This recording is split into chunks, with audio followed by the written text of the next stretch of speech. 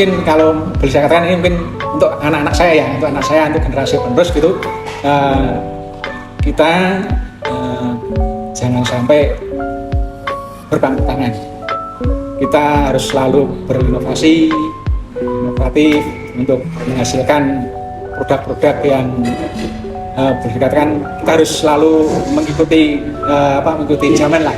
Ya, apa yang selama ini memang harus kita ikuti biar kita tidak ketinggalan seperti yang lain-lainnya.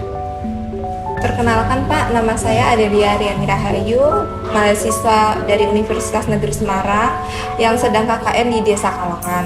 Nah, kedatangan saya ke sini untuk menggali informasi terkait UMKM yang Bapak jalankan seperti ini. Nah, untuk pertama-tama bisa dikenalkan nama Bapak ya? Selamat pagi, nama saya Pak Bintoro, alamat Kalongan, RT 1 8, Ungaran Timur. Saya berwirausaha untuk susu sapi sama sari kedelai. Awal pendirian dari usaha ini itu sejak kapan ya Pak? Untuk awal pendiriannya itu kurang lebih sekarang sudah hampir 15 tahun berarti.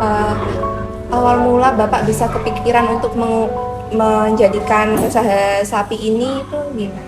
Kalau motivasi kita, karena kita waktu itu di wilayah Ungaran dan sekitarnya belum begitu untuk susu sapi belum begitu dikenal oleh masyarakat. Jadi terutama untuk kita jual dari rumah ke rumah. Jadi untuk sementara ini, untuk waktu itu kebanyakan peternak kita dijual ke KUD Nampung gitu. Nah, ini Bapak kan menjual produk susu sapi dan susu kedelai. Yeah. Nah, dari susu sapi tersebut itu Bapak ada ternak sendiri atau gimana? Dan untuk susu kedelainya itu Bapak punya dari kebun sendiri atau disuplai gitu Pak? Terima kasih. Jadi untuk saat ini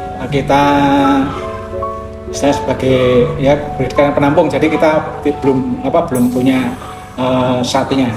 Jadi kita masih ambil dari ternak sekitaran Ungaran sini sama dari Salatiga Batasan. Itu untuk susu sapinya. Kemudian untuk sari kedelainya kita masih beli ke toko.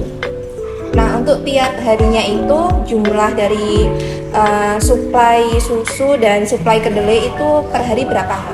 Kalau untuk susu sapinya mungkin kurang lebih sekitar 500 liter. 500 liter itu nanti kan 1 liternya itu jadi 3 bungkus. Kemudian untuk sari kedelainya seperti tadi masih kalau sari kedelainya cuma sedikit, paling 1 kilo jadinya sekitar 35 sampai 40 bungkus 1 kilonya karo sari kedelai.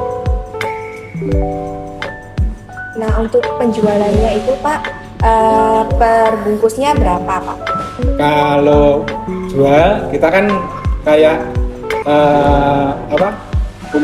punya sales yang jualan ya, jadi dari kita 7.000 kemudian dijual ke konsumen itu 8.000.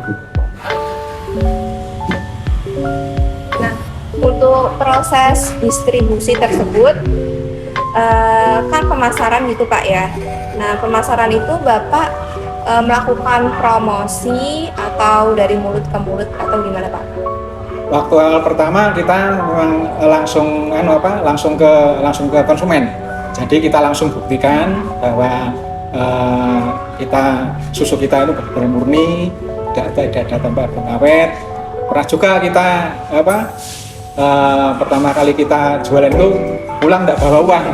Jadi cuma buat promosi aja. Jadi buat ke konsumen membuktikan bahwa memang produk susu kita itu susu original, tidak tanpa pengawetnya. Nah, untuk penjualan susu murni ini sama susu kedelai itu perharinya bisa menghabiskan berapa liter, Pak? Kalau untuk sari kedelainya untuk sekarang itu kurang lebih sekitar 20 kiloan, 15 sampai 20 kilo. Kalau untuk susu sapinya kurang lebih di kisaran 500 liter sampai 750 liter. Itu per hari terjual habis ya, Pak? Iya. Jadi kalau kita jual kan, kalau kita penjualan kita di lapangan kan kita berdasarkan order. Jadi kita produksi, kita kan ada bagian sendiri.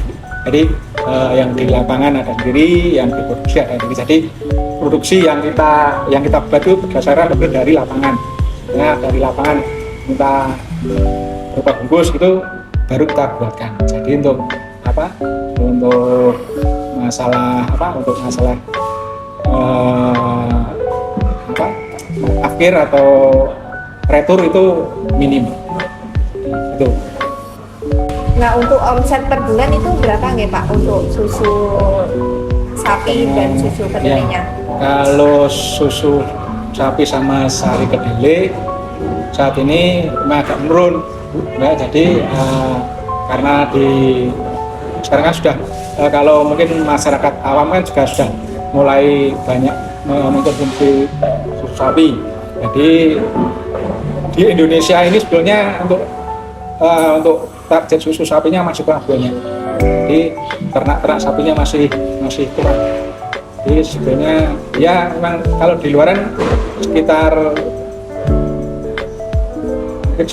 2.000 sampai 3.000 bungkus beli sama susu sapi.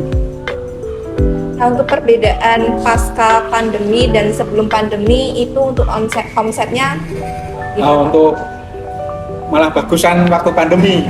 Jadi waktu pandemi kita malah dari kita malah kekurangan susu sapi. Jadi pernah kita ambil dari Malang selama pandemi. Kita ambil dari Malang karena apa? Dari sekitaran Ungaran sini tidak mencukupi. Tapi setelah pandemi ini kita malah agak menurun karena mungkin faktor ekonominya sekarang kok ya, jadi mungkin itu. Jadi perbedaannya memang agak jauh waktu selama pandemi dan setelah pandemi gitu. Nah, produk yang Bapak jual ini ada kayak misalkan ada variasi rasa atau apa gitu enggak? Kalau dari kita original. Jadi kenapa kita jualnya original biar masyarakat umum tahu bahwa ini loh susu sapi yang murni, beda dengan produk-produk yang lain yang sudah kayak yang sudah ada dikasih rasa. Tapi kita juga melayani yang ada rasanya. Dalam artian dari yang jual di lapangan itu sudah kita bekali untuk rasanya. Nah, setiap usaha kan pasti ada kayak ancaman gitu, Pak ya. Nah, ancaman untuk usaha Bapak ini apa nih, Pak? Kalau untuk usaha ini kalau untuk ancaman dari produk susunya, dari susunya sendiri itu pernah kan dulu ada dari sapinya, dari hewannya. Nah, untuk kelebihan dari usaha Bapak ini apa? Jadi tadi yang saya katakan kita jualan original. Jadi kita original, biar masyarakat tahu ini susunya susu yang murni tanpa bahan. Nah, jadi memang kita tidak pernah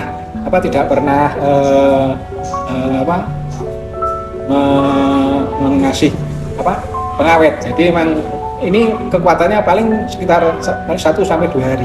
Jadi setelah itu kita retur. Kalaupun tidak laku kita retur. Itu. Nah, untuk perbungkusnya berapa, Pak? 8.000. Ya.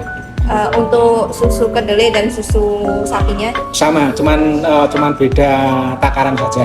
Kalau susu sapi 320 ml, kalau sari kedelai 350 ml. Harga sama. Impun Pak, mungkin segitu dulu dari Ya. kami. Mohon maaf Pak apabila ada kesalahan atau ada kata yang menyinggung Bapak. Saya mohon maaf.